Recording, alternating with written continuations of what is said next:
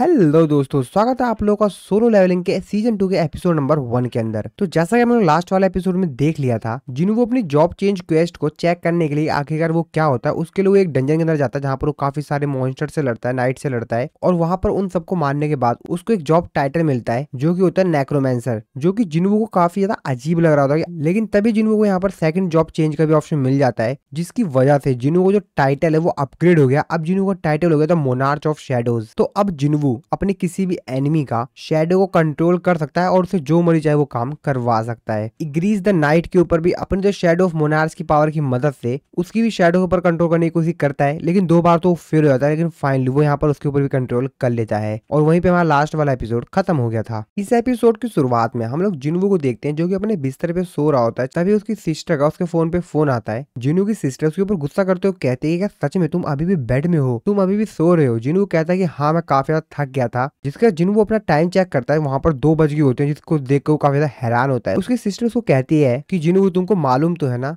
आज parents meeting है, कहीं तुम उसको भूल तो नहीं गए हो ना। जिसकी बात सुनकर जिन्हों काफी ज्यादा शौक में होता है। वो कहता है अबे ये तो मैं भूल गया था। उसकी सिस्टर उसको बताती है कि 5 बजे है तो तुम आ जाना समय से। जिन्हों वो फटाफट अपने बिस्तर से उठता है और भागते हुए ज्यादा तैयार होने के लिए। जिन्हों वो अपने कपड़े देखते हुए कहता है कि क्या मेरे को ये चेंज कर लेना चाहिए, चलो रहने दो, वैसे भी मेरे को जिन्हा के टीचर से मिलना है। इसके बाद अगले सीन में जिन्हों को दिखाया जाता है जो कि बैंक में आया हुआ होता है। तो जिन्हों वो असल में बैंक में एक डेबिट कार्ड बनवाने के लिए और साथ ही में अपने बैंक अकाउंट को अपडेट करवाने के लिए आया हुआ होता है। बैंक की रिसेप्शनिस्ट ये देख के काफी ज्यादा हैरान होती है कि जिन्हों के पासबुक में 1.4 बिलियन वॉन है, जिसको देखकर उसकी काफी ज्यादा वो तो काफी ज्यादा हैरान होती है। अपने मन में सोचते हुए कहती है कि आखिरकार इतना यंग इसके पास इतने सारे पैसे कैसे आए। वो काफी ज्यादा हैरान होती है। जिसके बाद जिन्हों से पूछते हैं कि सर क्या मैं आपसे पूछ सकती हूँ कि आखिर आप क्या काम करते हैं। जिन्हों उसको बताता है कि मैं एक हंटर हूँ। असिस्टेंट अपने मन में सोच तो कहती है कि अगर इसके पास इतने सारे पैसे हैं तो जरूर एक हाई रैंक का हंटर होगा। जिसके बाद वो उसको बताती है कि हमारे बैंक में अभी एक नई इन्वेस्टमेंट अपॉर्चुनिटी चल रही है हमारे वीआईपी क्लाइंट्स के लिए, क्या आप उसमें इंटरेस्टेड हैं, क्या आप उसमें इन्वेस्ट करना चाहेंगे। जिन्हों उसको कहता है कि नहीं अभी मेरे को जरूरत नहीं है।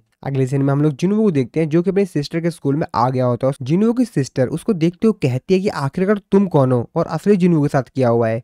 जिन्हों से बोलता है क्यों क्या हुआ, मैं कुछ अजीब लग रहा हूँ। तो असल में दोस्तों जिन्हों जो होता है वो काफी ज्यादा फिट एंड फाइन दिख रहा होता है। अभी पहले जिन्हों से काफी ज्यादा अलग था। जहाँ पहला जिन्हों जो था हमारा वो एकदम कमजोर सा पड़ा था, जिसको देखकर तो कोई भी दूर से कह सकता था कि हाँ भाई कमजोर है। लेकिन ये वाला जिन्हों काफी ज्यादा अपग्रेड हो चुका है भाई। और इसी वजह से उसकी सिस्टर उसको देखकर बोल रही होती है कि तुम बिल्कुल चेंज हो चुकी हो। जिन्हों सिस्टर कहती है कि मेरे को कोई आइडिया नहीं था कि कोई इंसान इतना तेजी से चेंज भी हो सकता है और इतना ज्यादा चेंज हो सकता है। इसके बाद जिन्हों की सिस्टर उसको अपने टीचर से मिलवाने के लिए ले जाती है। लेकिन रास्ते में वहाँ पे जो जितने भी स्टूडेंट्स होते हैं वो सांग जिन्हों को देखकर काफी ज्यादा शौक में होते हैं। जिस पर उसमें से काफी सारे बच्चे उसको देखते हुए कहते हैं कि भाई ये कौन बंदा है, ये कितना ज्यादा हैंडसम लग रहा है ना। तभी उनमें से एक स्टूडेंट कहता है कि यार ये तो जिन्हों के बगल में चल रहा है, क्या ये जिन्हों का बड़ा ब्रदर है क्या। तो यहाँ पर जो स्टूडेंट्स होते हैं इसी तरीके से बातें कर रहे होते हैं। जिन्हों तो बस यहाँ से साइड से जा रहा होता है। उसकी सिस्टर उससे कहते हैं कि तुम काफी ज्यादा पॉपुलर हो गए हो। काफी सारे बच्चे तो ये भी बातें कर रहे होते हैं कि क्या ये कोई नया टीचर है या कोई नया स्टूडेंट है। जिसके बाद जिन्हों की सिस्टर जिन्हों को ताना मारते हुए कहती है कि क्या तुम्हारी कोई गर्लफ्रेंड भी है क्या अभी, क्योंकि कल रात तुम काफी ज्यादा लेट हो गए थे। अगर तुम चाहो तो मैं तुम्हारे लिए किसी क्यूट हाई स्कूलर गर्ल से बात कर सकती हूँ। जिसपे जिन्हों उसका गाल पकड़ते हुए कहता है कि शांत रहो। इसके बाद जिन्हों जो होता है वो यहाँ पर उसकी टीचर से मिलने के लिए जाता है। जिन्हों की टीचर को देखते हुए कहती है कि क्या तुम जिन्हा के ओल्डर ब्रदर हो। वैसे मैं जिन्हा की क्लास टीचर हूँ, मैं नहीं जानती थी कि जिन्हा के पास इतना हैंडसम ब्रदर भी है। जिन्हों वो अपने मन में सोचते हुए कहता है कि मैं भी इसी स्कूल से ग्रेजुएट हुआ हूँ, लेकिन मैंने पहली बार इनको देखा यहाँ पर। यानी कि टीचर की बात कर रहा होता है कि इसने टीचर को यहाँ पर पहली बार देखा है। जिन्हा की टीचर जिन्हों को बताती है कि जिन्हा के जो ग्रेड्स हैं वो काफी बेहतरीन है और वो काफी अच्छी इंसान है, तो तुमको उसके बारे में ज्यादा चिंता करने की जरूरत नहीं है। और वो काफी मॉडल स्टूडेंट है, तो इस वजह से उसको फ्यूचर में भी कोई भी दिक्कत नहीं होगी। और जहां तक मेरे को लग रहा है तुमको ये बात पता होगी कि जिन्हा का गोल है कि वो एक मेडिकल स्कूल में जाए। जिन्हों उसको बताता है कि हाँ मेरे को ये चीज मालूम है। जिन्हा की टीचर जिन्हों को बताती है कि उसके ग्रेड्स और उसके जो रिपोर्ट्स हैं वो तो काफी बेहतरीन है, लेकिन हाँ उसके ऊपर ज्यादा प्रेशर डालने की जरूरत नहीं है। जिन्हों कहता है कि हाँ ठीक है मैं समझ गया। कि टीचर जिन्हों से पूछती है मैंने सुना है कि तुम एक हंटर हो, मैं तुमसे एक चीज पूछना चाहती हूँ, अगर जिन्हा का अवेक्ट हुआ होता तो क्या तुम उसको हंटर बनने देते। जिन्हों उसको साफ साफ मना करता है। जिन्हा की टीचर जिन्हों को बताती है कि मैंने तुमसे क्वेश्चन इसलिए पूछा क्योंकि हमारे स्कूल में एक स्टूडेंट है जो कि अभी अवेक्ट हुई है और जिस वजह से वो स्कूल भी नहीं आ रही है और अगर इसी तरीके से लगातार वो क्लासेस को मिस करती रही तो स्कूल के पास कोई दूसरी चॉइस नहीं रहेगी और उसके ऊपर स्कूल को एक्शन लेना पड़ेगा। मैं मानती हूँ कि वो हंटर बनना चाहती है, लेकिन कम से कम उसको अपना ग्रेजुएशन तो पूरी कर लेनी चाहिए। और वैसे भी मैं हंटर्स के बारे में ज्यादा कुछ नहीं जानती, तो प्लीज मेरे को माफ कर देना अगर मैंने तुमसे इस प्रकार क्वेश्चन पूछे हो तो। जिसके बाद जिन्वू उसकी रैंक पूछता है। टीचर उसको बताती है कि जहां तक मैंने सुना है उसकी रैंक लो है। जिन्वू अपने मन में सोचते हुए कहता है कि ई रैंक, मेरे को नहीं लगता कि वो काफी समय तक हंटर्स रह पाएगी, वो जरूर कहीं ना कहीं मारी जाएगी। टीचर जिन्वू से कहती है वैसे वो जो स्टूडेंट है वो जिन्हो की फ्रेंड है, तो क्या तुम उसको कन्विंस कर सकते हो कि कम से कम वो अपनी ग्रेजुएट तो पूरी कर ही ले। टीचर उसको उसका नाम बताती है उस गर्ल का। वो बताती है कि उसका नाम हान सॉन्ग ही है, जिसका नाम सुनने के बाद जिन्हू थोड़ा सा हैरान होता है। जिन्हू टीचर से एक बार फिर से उसका नाम दोहराने के लिए कहता है। टीचर उसको बताती है कि उसका नाम हान सॉन्ग ही है, क्या तुम उसको जानते हो। अगले सीन में हम लोग जिन्हू को देखते हैं जो कि कहता है कि ऐसे यार ये काफी ज्यादा छोटी दुनिया है, मेरे को नहीं लगता कि वो लड़की वही होगी। जिन्हू जब रास्ते में जा रहा होता है तभी उसको यहाँ पर वही गर्ल मिलती है, जिसको देखने के बाद जिन्हू काफी ज्यादा हैरान होता है। वो लड़की भी जिन्हू से कहती है कि सर आप यहाँ पर क्या कर रहे हैं। जिसके बाद जिन्हू अपने सिस्टर की उसको फोटो दिखाते हुए कहता है कि क्या तुम इसको जानती हो। वो उसको बताते कि हाँ मैं जानती हूँ, ये तो जिन्हा है, क्या तुम उसके ओल्डर ब्रदर हो। वैसे जब तुम एक बार हॉस्पिटल में थे तो मैं वहां पर आई थी। मैं नहीं जानती कि मेरी टीचर ने तुमसे क्या कहा, लेकिन स्कूल आने में कोई भी दिलचस्पी नहीं है और मैं हंटर बनना भी नहीं छोड़ सकती हूँ। जिसके बाद जिन्हू उसे कहता है कि तुमने जैसा कि कहा था कि तुम एक ई रैंक की हंटर हो, तुमको ये बात तो मालूम ही होगी कि रेगुलर अटैक्स जो होते हैं वो मैजिक बीस्ट के खिलाफ वर्क नहीं करते हैं। तो तुम्हारे पास ऐसे वीपन्स होने चाहिए जिसमें मैजिक एबिलिटीज हो। पर मैं तुमको एक बार बता दूं कि अगर तुम वीपन को भी बाय कर लेती हो तब भी तुमको बार बार वीपन्स खरीदने की जरूरत पड़ेगी, और इसीलिए एक ई रैंक के हंटर के तौर पर प्रॉफिट्स बनाना काफी ज्यादा कठिन है। तो कहीं तुम बिना वीपन के तो लड़ाई करने की प्लानिंग नहीं कर रही हो। और बस अब तुम मेरे को ये मत कहना कि तुम ये चाहती हो कि तुम एक हंटर रहो सिर्फ इसलिए ताकि तुम थोड़ी बहुत पैसे कमा सको। जिसपे वो उसको कहती है कि अगर तुम मेरे को यहाँ पर लेक्चर देने के लिए आए हो तो अभी यहाँ से चले जाओ, और तुम भी तो एक ई रैंक के हंटर हो जैसे कि मैं हूँ। जिसपे जिन्हू उसे कहता है कि तुम चिंता मत करो, मैं तुमको यहाँ पर ये कन्विंस करने के लिए नहीं आया हूँ कि तुम हंटर मत बनो। फिर हैरान हो तो कहती है क्या, अगर तुम ये काम करने के लिए नहीं आए हो तो तुम क्या करने के लिए आए हो। फिर जिन्हू उसे कहता है कि मैं तुम्हारे यहाँ पर मदद करने के लिए आया हूँ ताकि तुम एक एक्सीलेंट हंटर बन सको। इसके बाद अगली सीन में हम लोग एयरपोर्ट का सीन देखते हैं। तो असल में वांग डोंग सू भी इस जगह पर आ गया होता है अपने ब्रदर का बदला लेने के लिए। वांग डोंग सू एयरपोर्ट पे उतरा ही होता है तभी उसके पास वो च्यूल आते हैं जो कि उसका वेलकम करते हैं। वांग डोंग सू उसको देखते हुए कहता है तुमको दोबारा देखकर अच्छा लगा, तो हंटर एसोसिएशन ने मेरे को लाने के लिए तुमको भेजा है। वो च्यूल उसको कहता है कि जैसा कि एस रैंक हंटर कोरिया में आया है तो ऑफ कोर्स सर्विलेंस टीम का हंटर ही यहाँ पर आएगा आपको पिक करने के लिए। वांग डोंग सू उसका मजाक उड़ाते हुए कहता है ओह तो तुम अभी भी सर्विलेंस टीम में हो, तो क्या तुम अभी भी चेयरमैन हो, गो गन ही के राइट हैंड मैन। और अगर मैं तुम्हारी जगह होता तो मैं जरूर उस बूढ़े को वहां से हटाकर सब कुछ अपने हाथ में ले लेता। गोचिलू से पूछता है कि सर वैसे आपकी प्लानिंग कब तक है यहाँ पर रहने की। जिस पर वो उसको बताता है कि मैं ज्यादातर समय तक यहाँ नहीं रहूंगा, तो तुमको ज्यादा चिंता करने की जरूरत नहीं है, मैं यहाँ से जल्दी चला जाऊंगा जैसे ही मेरा काम खत्म हो जाएगा। वो च्यूल उससे कहता है कि तुमने अपने देश के साथ गद्दारी की और तुम दूसरी जगह चले गए, और अगर तुम कोरिया वापस आए हो तो जरूर तुमको बहुत ही ज्यादा जरूरी काम होगा। तो क्या तुम ई रैंक हंटर सांग जिन वू और डी रैंक के हंटर जिन वो को ढूंढने के लिए आए हो, है ना? क्या मैंने सही कहा? वांग डोंग सू से कहता है कि जैसा कि तुम सर्विलेंस एजेंट हो तो तुमको इस चीज के बारे में पहले से ही मालूम था, तो तुमने मेरे से ये क्यों पूछा? तो क्या तुम मेरे को रोकने की सोच रहे हो? क्या ये बात सही है, तुम मेरे को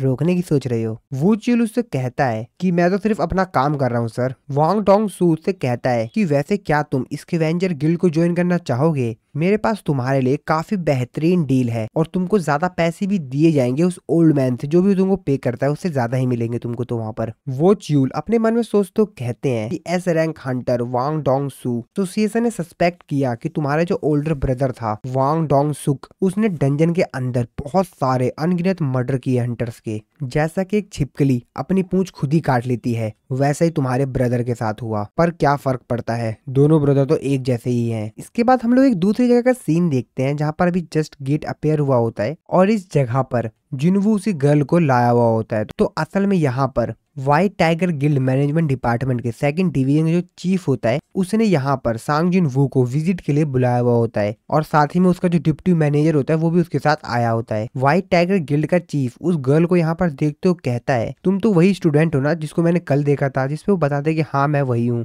व्हाइट टाइगर गिल्ड का चीफ अपने मन में सोचते हुए कहता है कि ई रैंक का हंटर मैंने इससे ज्यादा उम्मीद की भी नहीं थी, लेकिन तभी वो अपने मन में दूसरी बात सोचते हुए कहता है कि लेकिन रुको, सांग जिन वो भी एक ई रैंक का हंटर है, तो मेरे को कंक्लूजन पर इतनी जल्दी नहीं आ जाना चाहिए। जिसपे व्हाइट टाइगर गिल्ड का चीफ उसको बताता है कि ऑफ कोर्स हमने यहाँ पर सारी अरेंजमेंट्स कर दी गई हैं। जिन्हों अपने मन में सोचते हुए कहता है कि ये मेरे को दिखाना चाहता है कि आखिरकार किस तरीके से ये नए रिक्रूट्स को ट्रेन करता है। ये तो काफी बेहतरीन बात है।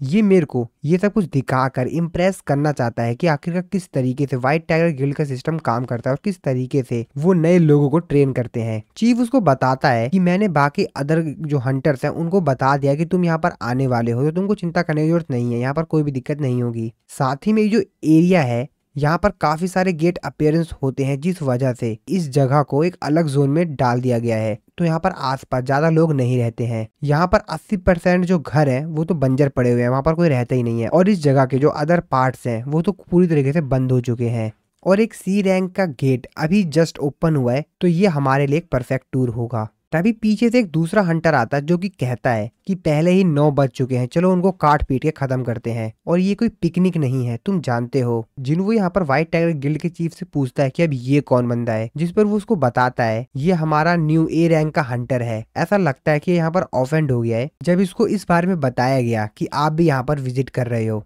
तो इसको यहाँ पर थोड़ा सा अजीब लगा। इसका नाम किम च्यूल है और जैसा कि आप देख सकते हो ये एक टैंक है। वो कहता है कि ए रैंक का हंटर। जिसके बाद वो उसको आगे बताते हैं कि आज का हमारा जो स्ट्राइक स्क्वाड है इसमें टोटल 12 मेंबर्स हैं। उन 12 मेंबर्स में से एक ए रैंक का, 7 बी रैंक के और 4 सी रैंक के लोग हैं। ए रैंक के और बी रैंक के हंटर्स को सी रैंक के हंटर्स के स्क्वाड के साथ जोड़ना ये थोड़ा सा ज्यादा ही हो गया, लेकिन कोई दिक्कत नहीं है। लेकिन फिर भी इनकी जो रैंक्स हैं वो तो ज्यादा हैं, लेकिन ये सब के सब न्यू हंटर्स हैं। तो हम लोगों ने ऐसा इसलिए किया ताकि इन लोगों को डंजन्स के अंदर कुछ एक्सपीरियंस गेन हो जाए।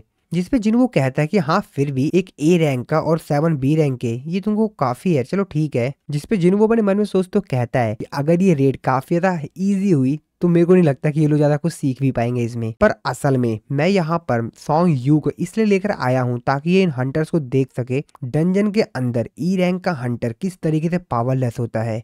शायद ये इसको समझ में आ जाए। तभी यहाँ पर जो डिप्टी मैनेजर होता है व्हाइट टाइगर गिल्ड का, वो सांग जिन्हों से कहता है आप यहाँ पर उन मॉन्स्टर्स के ऊपर अटैक मत करना, आप प्लीज साइड में खड़े रहना, वरना ये पूरी रेड हमारे लिए काफी ज्यादा इजी हो जाएगी। जिसके बाद ये लोग एक एक करके उस डंजन के अंदर जाने लग जाते हैं। जिन्हों जैसे उस डंजन के अंदर एंटर करता है तभी उसको कुछ एहसास होता है। जिन्हों कहता है कि ये फीलिंग ये तो काफी ज्यादा अजीब है, और ये जो फीलिंग होती है सभी लोगों को हो रही होती है। व्हाइट टाइगर गिल्ड के जो चीफ होते हैं वो कहते हैं कि ये जो गेट है इसकी फीलिंग ये काफी ज्यादा अजीब है। ये जो गेट हो रहा है काफी ज्यादा तेजी से मूव कर रहा है, यहाँ पर कुछ तो अलग है। और एक सी रैंक के गेट के अंदर यूजली जब एंटर किया जाता है तो इस तरह की फीलिंग तो होती नहीं है। जिन्हों वो अपने मन में सोचते कहता है कि मेरे को यहाँ पर कुछ डेंजर लग रहा है, हमको यहाँ से जल्द निकल जाना चाहिए। अभी व्हाइट टाइगर गिल्ड का चीफ होता है वो यहाँ पर डिप्टी मैनेजर से कहता है कि जल्द से जल्द मेन स्ट्राइक स्क्वाड से कांटेक्ट करो, जल्द से जल्द करो। हम लोग जिन्हों को देखते हैं तो असल में यहाँ पर जो व्हाइट टाइगर गिल्ड के डिप्टी मैनेजर और चीफ इन दोनों को छोड़ के बाकी सभी लोग जो होते हैं उस डंजन के अंदर चले जाते हैं। जिन्हों भी चला जाता है उस डंजन के अंदर, जिसपे अभी दोनों यहाँ पर आपस में बात करने जाते हैं अब हम लोग क्या करना चाहिए। डिप्टी मैनेजर चीफ से पूछता है कि चीफ अब आप क्या कर रहे हैं। चीफ उसको बताता है जैसा कि मिस्टर सांग जिन वो भी गेट के अंदर चले गए हैं, तो मैं मेन स्ट्राइक स्क्वाड को कॉल ना करते हुए मैं डायरेक्टली हमारे मास्टर को ही कॉल कर रहा हूँ। जिसके बाद वो यहाँ पर अपने मास्टर को कॉल करता है। वो अपने मास्टर को बताता है कि एक रेड गेट ओपन हो गया है। जिसकी बात सुन के उसके मास्टर काफी ज्यादा हैरान होते हैं। वो कहते हैं कि ऐसा कैसे हो सकता है, एक सी रैंक के गेट के अंदर एक रेड गेट कैसे ओपन होता है, वहां पर कैसे आ गया रेड गेट। और जैसा कि तुम अगर कह रहे हो अगर ये बात सही है तो इसका मतलब ये है कि मेरे को वहां पर खुद ही आना पड़ेगा। तो दोस्तों असल में ये होता है व्हाइट टाइगर गिल्ड का master S rank hunter Baek यूनहो।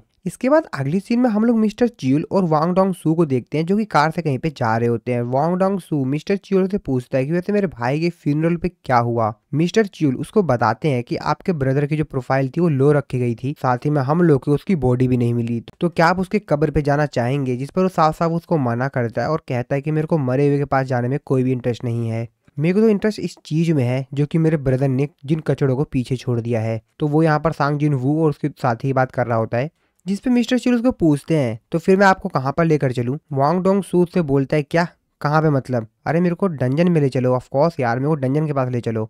मेरे को उन लोगों को ढूंढना है और अगर वो लोग हंटर्स हैं तो वो लोग वहीं पर मिलेंगे। मिस्टर चिल्स को बताते हैं कि वैसे साउथ कोरिया में काफी सारे डिफरेंट डिफरेंट गेट्स हैं, तो आपको कैसे पता चलेगा कि आखिरकार वो कहाँ रहते हैं। वांग डोंग सू उससे कहता है कि ये कोई बड़ी बात नहीं है, हम यहाँ पर 21 सेंचुरी में जी रहे हैं। और अपना वो फोन निकालकर उसमें मैप के थ्रू देखने लग जाता है। वो कहता है कि ई रैंक सांगजुन वू, ऐसा लग रहा है कि ये जस्ट अभी अभी किसी डंजन में एंटर किया है। वैसे अगर तुम भूल गए हो तो मैं तुमको याद दिलवा दूं कि डंजन्स के अलग रूल होते हैं और उसके ऊपर जो हमारे सोसाइटी के लॉज होते हैं वो अप्लाई नहीं होते। और आशा है कि मैं जो तुमको कह रहा हूँ वो तुमको समझ आ रहा है। जिसके बाद उसको काफी ज्यादा गुस्से में कहता है और कहता है कि अपने काम से मतलब रखो, मैं उन लोगों के साथ डंजन के अंदर क्या करता हूँ और क्या नहीं करता हूँ वो मेरी चॉइस है, समझे तुम। मिस्टर चियूली भी उसके जवाब देते हुए कहते हैं कि हाँ ठीक है, जैसे आपकी मर्जी सर। दूसरी तरफ सांग जिन वू और उसके बाकी साथियों को देखते हैं जो कि यहाँ पर डंजन के अंदर आ गए होते हैं।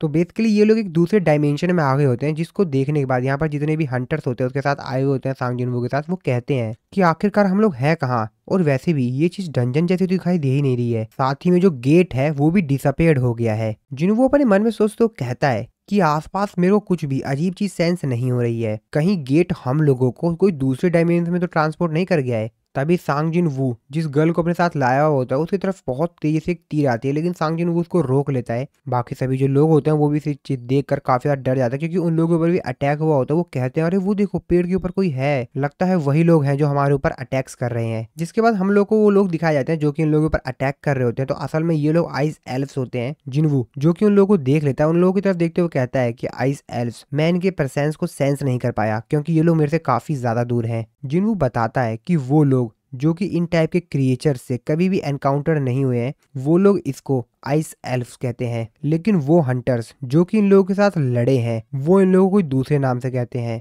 लेकिन इनका जो दूसरा नाम है इन क्रिएचर्स का वो इनको इसीलिए दिया गया है क्योंकि इनके जो दूसरे मेथड होते हैं हंटर्स को मारने के वो काफी ज्यादा ब्रूटल होते हैं और इसीलिए इनको कहा जाता है आइस स्लेयर्स। इस तरफ हम लोग डंजन के बाहर व्हाइट टाइगर गिल्ड के मास्टर को देखते हैं जो कि यहाँ पर पहुंच गए होते हैं। वो उस गेट के अंदर जो रेड गेट होता है उसमें अंदर एंटर करने की कोशिश करते हैं, लेकिन वो एंटर नहीं कर पा रहे होते हैं। जिस पर वो कहते हैं ये अच्छी चीज नहीं है। और मेरे को तो ये समझ में आ ही नहीं रहा है कि आखिरकार एक सी रैंक के गेट में इस तरीके से काम कैसे हो गया।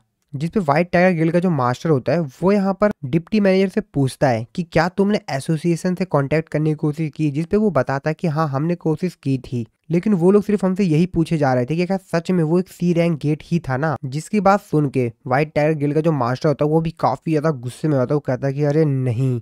जिसके बाद वो अपने मन में सोचते हुए कहता है कि रेड गेट जो होता है वो सिर्फ हाई रैंक के डंजन्स में ही अपेयर होता है और इस गेट के दूसरी तरफ एक दूसरा ही वर्ल्ड होता है। लेकिन ये जो माना वेव्स को एमिट कर रहा है, निकाल रहा है, ये तो सी रैंक के डंजन के बराबर ही लग रही है।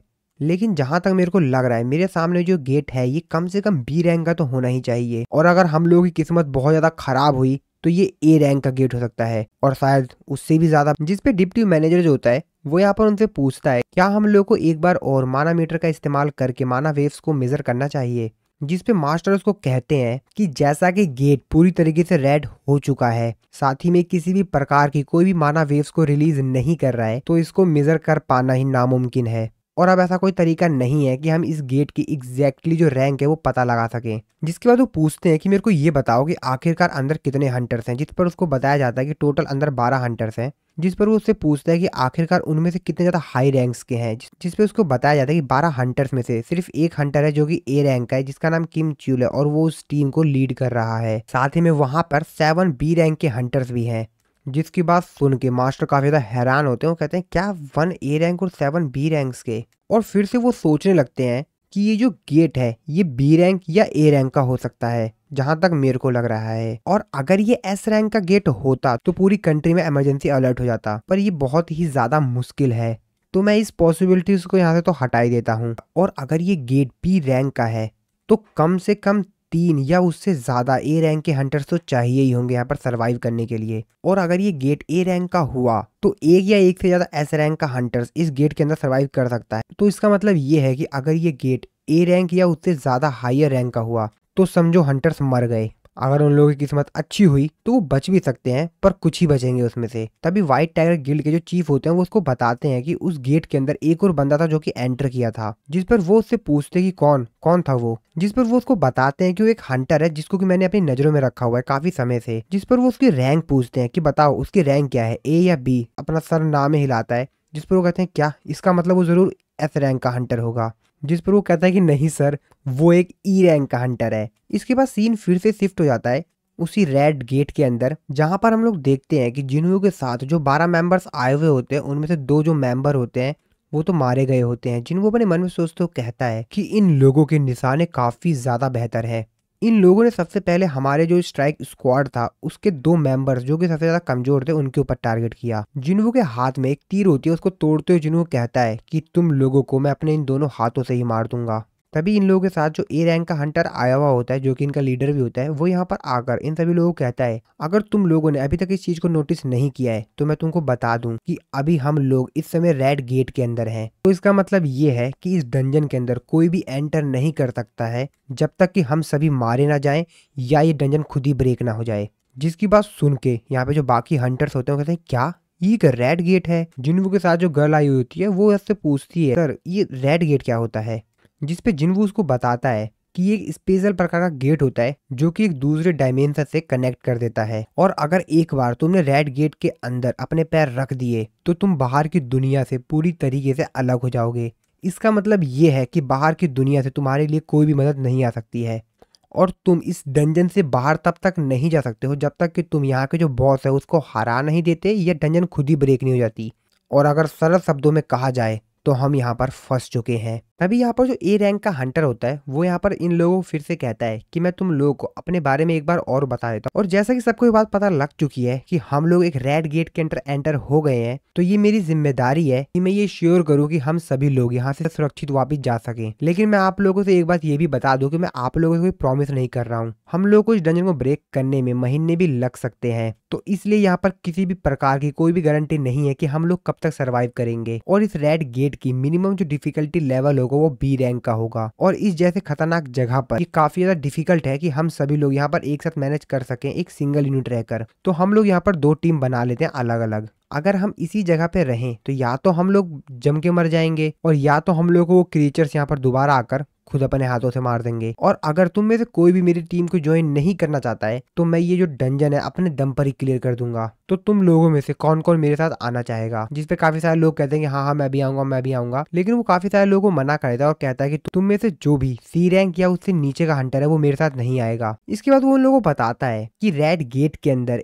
एक दिन 1 घंटे के बराबर होता है रियल लाइफ में, यानी कि अगर रियल लाइफ में सिर्फ 1 घंटे बीते हैं तो रेड गेट के अंदर 1 दिन बीत चुके होंगे। अगर बेकार से भी बेकार हुआ तो हम लोगों को महीने लग जाएंगे बॉस को हराने में। और इस प्रकार के सरकमस्टांसिस में मैं किसी भी प्रकार के एक ऐसे लोग को अपने साथ नहीं ले जाना चाहूंगा जो कि एक डेड वेट की तरह हो। लेकिन उसको ऐसा कहते ही बाकी जो हंटर्स होते हैं सी रैंक के वो उसके ऊपर गुस्सा करते हुए कहते हैं कि तुम हमको डेड वेट कह रहे हो, जिस पर उसको कहता है कि तुम लोग उदास मत हो, जब हम लोग बॉस को हराकर वापस आएंगे अगर तुम तब भी जिंदा होगे तो चिंता मत करो, हम भी तुमको यहाँ से बाहर निकाल देंगे। तभी उन लोगों के साथ में जो एक गर्ल हंटर आई हुई होती है वो उससे बोलती है कि मैं तुम्हारे साथ नहीं जाना चाहूंगी बल्कि मैं इन लोगों के साथ जाना चाहूंगी, जिस पर वो भी कहता है कि चलो ठीक है जैसी तुम्हारी मर्जी। जिसके बाद यहाँ पर उनको लीडर होता है वो उनको कहता है कि इस लड़की के जाने के बाद यहाँ पर एक जगह खाली हो गई है तो तुम में से कोई एक हमारे साथ चल सकता है। तो यहाँ पर ये जो गर्ल हंटर होती है वो वहां से जाते वो बोलती है हम लोगों के ऊपर एरो शूट की गई, ये उस एरो तक को नहीं देख पाया। तभी वो जिन्हों से बोलती है कि तुम असल में ई रैंक कर तो नहीं हो। तभी सीन शिफ्ट होता है, डंजन के बाहर का सीन देखते हैं। व्हाइट टाइगर गिल्ड का जो चीफ होता है वो व्हाइट टाइगर गिल्ड जो मास्टर होता है, तो यहाँ पर जो मास्टर है इसका नाम मिस्टर बेक है। तो वो मिस्टर बेक को बताता है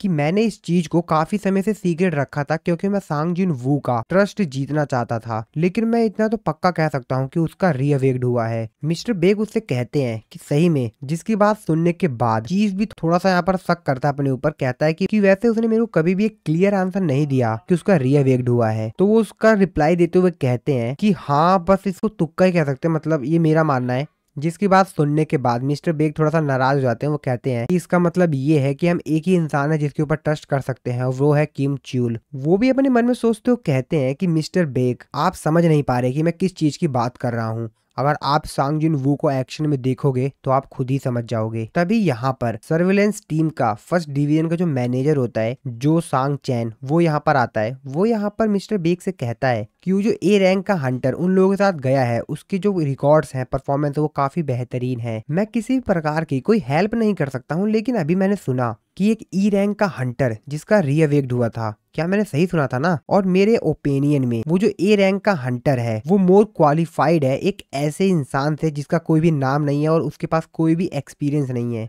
white tiger guild second division का जो चीफ होता है वो भी अपने मन में सोचते हुए कहता है कि अंत में पता चल ही जाएगा कि कौन सही है। और तभी इन लोगों के पास वांग डोंग सू और मिस्टर चियोल आते हैं। वांग डोंग सू उन सभी लोगों को यहाँ पर देखकर कहता है कि व्हाइट टाइगर गिल्ड के लोग, तुम लोग यहाँ पर क्या कर रहे हो? जिसको देखने के बाद सभी लोग काफी ज्यादा हैरान होते हैं कि वांग डोंग सू आखिरकार यहाँ पर क्या कर रहा है। मिस्टर बेग उससे पूछते हैं कि तुम कोरिया में क्या कर रहे हो, जिस पर वो उसको बताता है कि मैं यहाँ पर कुछ बिजनेस से आया हूँ, मेरा कोई काम है इसलिए मैं यहाँ पर आया हूँ बस। मिस्टर बेग उसके ऊपर गुस्सा करते हुए कहते हैं कि मेरे क्वेश्चन का जवाब दो कि तुम इस समय हमारे स्टेट में हो तो तुम बताओगे कि तुम यहाँ पर कोरिया में क्या बिजनेस करने के लिए आए हो, आखिरकार तुम यहाँ पर करने के आए हो? जिस पर उससे कहता है कि मैं यहाँ पर बस अपने आप से कुछ पूछ रहा था, क्या तुम मेरे को बताओगे आखिरकार क्यों तुमने एक ई रैंक के लूजर, एक ई रैंक के हंटर को रिक्रूट किया है? मिस्टर बैग कहते हैं क्या ई रैंक, तुम किसके बारे में बात कर रहे हो? जिस पर वो उससे कहता है कि मैं सांग जिन वू के बारे में बात कर रहा हूँ जो कि अभी जस्ट गेट के अंदर एंटर किया है। मिस्टर बैग भी सांग जिन वू का नाम सुनते कंफ्यूज हो जाते हैं। वो कहते हैं क्या वांग डोंग सू, इसको भी इसके बारे में पता है क्या? और तभी वांग डोंग सू जो होता है वो गेट के पास जाता है। वो कहता है कि आखिरकार यहाँ पर चल क्या रहा है, और तब उसको पता चलता है। वो कहता है क्या ये तो एक रेड गेट है। और इस तरफ हम लोग डंजन के अंदर का सीन देखते हैं जहाँ पर सांग जिन वू और यहाँ पर जो दूसरा ए रैंक का हंटर होता है उन लोगों के अलग अलग टीम बन गई होती है। तो जिनवू की जो टीम होती है उसमें सभी सी रैंक के हंटर होते हैं, सिर्फ एक लड़की को छोड़ के जो कि अभी भी आई थी, जो कि बी रैंक की हंटर है। और ये लोग अब एक दूसरे को गुड लक बोल के अलग अलग रास्ते पे चले जाते हैं। हम लोग जिनवू और उसके टीममेट्स को देखते हैं। यहाँ पर जो लड़की होती है वो यहाँ पर जिनवू से पूछती है कि तुमने मेरे क्वेश्चन का आंसर नहीं दिया, तुम्हारी रैंक क्या है? जिनवू कहता है क्या मेरी रैंक जान के क्या करोगी? वो लड़की अपने मन में सोचते हुए कहती है ये बंदा कम से कम ए रैंक का तो होगा ही, नहीं शायद उससे भी ज्यादा। और डंजन के दूसरी तरफ हम लोग जो ए रैंक का हंटर होता है उसके और बाकी उनके जो दोस्त होते हैं उनको देखते हैं। वो लोग एक जगह पहुंचने के बाद कहते हैं कि हम लोग अभी यहीं पर रुकेंगे और ये जो फॉरेस्ट है ये आइस बियर्स टेरिटरी है। तो इन लोगों को जो लीडर होता है ए रैंक का हंटर वो कहता है कि ऐसा लगता है कि एक ई रैंक के हंटर की वजह से बाकी इनोसेंट लोगों की जान जाएगी। तो वो असल में यहाँ पर सांग जिन वू और उसकी टीम की बात कर रहा होता है। तभी उसका साथी कहता है कि आखिरकार हम एक ई रैंकर से एक्सपेक्ट भी क्या कर सकते हैं, यहाँ तक कि तो उसको एक प्रॉपर ट्रेनिंग भी नहीं मिली होगी। तभी उन लोगों के सामने कोई चीज आ जाती है। तभी जो ए रैंक का हंटर होता है वो उन सभी लोगों से कहता है कि सभी लोग तैयार हो जाओ युद्ध के लिए। इसके बाद अगले सीन में हम लोग डंजन के बाहर का सीन देखते हैं। मिस्टर बेग जो होते हैं वो यहाँ पर काफी ज्यादा परेशान हो गए होते हैं और अपने मन में सोचते हुए कहते हैं आखिरकार ये सभी लोग सांग जिनवू के बारे में क्यों बात कर रहे हैं? जिसको देखो हर कोई सांग जिनवू की बात कर रहा है। और इसी सीन के साथ हमारा ये वाला जो एपिसोड है यहाँ पर खत्म हो जाता है। तो दोस्तों वीडियो अच्छी लगे वीडियो को लाइक कर दीजिएगा। चैनल को अभी तक सब्सक्राइब नहीं किया है तो उसके अगले एपिसोड्स को देखने के लिए चैनल को भी सब्सक्राइब जरूर से कर देना। मिलता हूँ मैं आपको अपनी नेक्स्ट वीडियो में।